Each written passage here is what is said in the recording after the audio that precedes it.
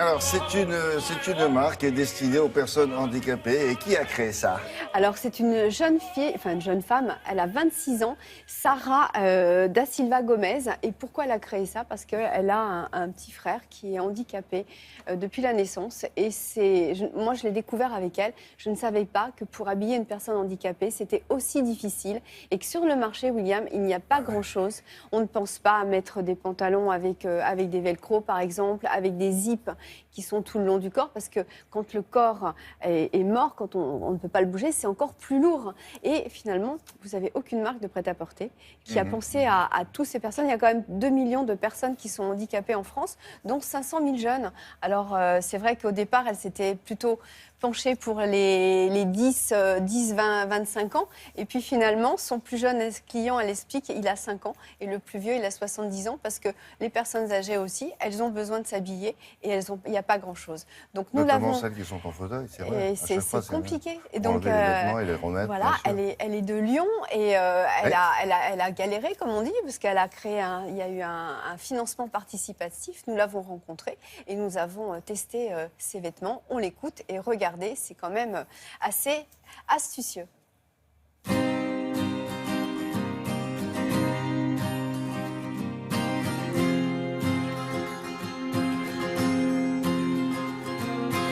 Quand on n'est pas concerné par le handicap, on ne se rend pas forcément compte que même l'habillage est un combat aussi au quotidien.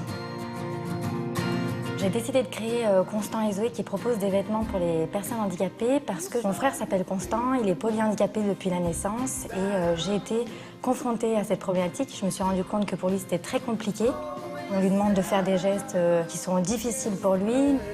Pour créer une collection, donc on a les thématiques liées au prêt-à-porter de manière générale, les tendances, les formes, les couleurs, et puis surtout, on a vraiment essayé de comprendre les besoins liés au handicap, ce qui complique le quotidien des personnes handicapées, et proposer des vêtements avec des formes, des ouvertures, qui vont permettre finalement aux vêtements de s'adapter, d'envelopper la personne. On ne va pas demander à la personne de se contorsionner pour s'habiller.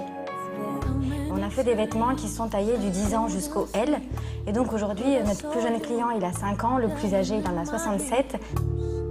On a décidé de développer un look complet pour commencer. Donc on a une collection qui comprend du pantalon, du sweat, mais aussi du vêtement d'extérieur. Il y a eu un gros travail au niveau des manteaux et ponchos. Et puis on a également des accessoires qui pallient certains problèmes, comme les problèmes de la déglutition. Donc on a créé une écharpe bavoir qui a la particularité en fait d'avoir l'aspect d'une écharpe sympa, colorée, mais en fait qui a les vertus aussi de bavoir parce qu'on a développé une matière très spécifique qui absorbe et qui est imperméable. On a des produits qui commencent à 30 € et pour la pièce la plus chère, on est à 140 €. Nous proposons la collection sur notre site marchand. On fait également des ventes dans les centres qui accueillent des personnes handicapées. Il faut savoir qu'aujourd'hui, on a 2/3 des jeunes en situation de handicap qui sont accueillis dans des centres spécialisés. Penser qu'une tâche banale comme l'habillage soit encore une contrainte pour certaines personnes, ça me paraît tout à fait anormal. L'idée aujourd'hui, c'est vraiment d'arriver à démocratiser le prêt-à-porter, à faire en sorte que l'esprit de chacun en fait, s'ouvre au handicap. Et puis les marques de prêt-à-porter peut-être qui seront par la suite sensibilisées et qui auront aussi des initiatives ou qui voudront créer des partenariats avec nous.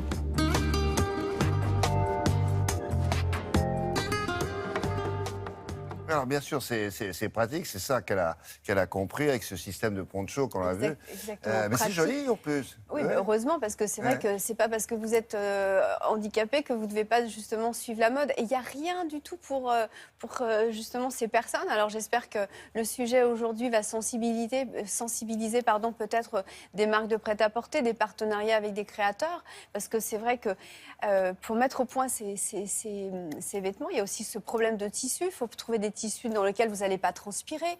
Ah oui, bien sûr. Des tissus justement qui vont être imperméables, qui vont être pratiques aussi, faciles d'entretien. Et on oublie finalement qu'il y a aussi des gens qui ont des prothèses aux jambes, donc il faut penser à tous ces pantalons. Elle m'expliquait que vous ne pouvez pas mettre de poche sur les pantalons parce que quand vous êtes assis dans votre fauteuil, ben ça vous gêne d'avoir des poches. Par contre, d'en mettre sur le dessus de genoux, c'est pratique pour ranger des objets. Donc voilà, il faut vraiment penser le handicap autrement. Et j'espère que voilà, il y aura plein surtout de marques qui vont l'aider. Merci beaucoup. On conseille aux femmes d'éviter pendant la grossesse les produits toxiques. Vous avez déjà entendu cela ici à Télématin, ailleurs, le tabac, l'alcool, toutes sortes de drogues. Alors, mais il existe d'autres ennemis pour la femme enceinte et son fœtus. Et contre ça, c'est un livre qui a alerté Brigitte Fanny Cohen.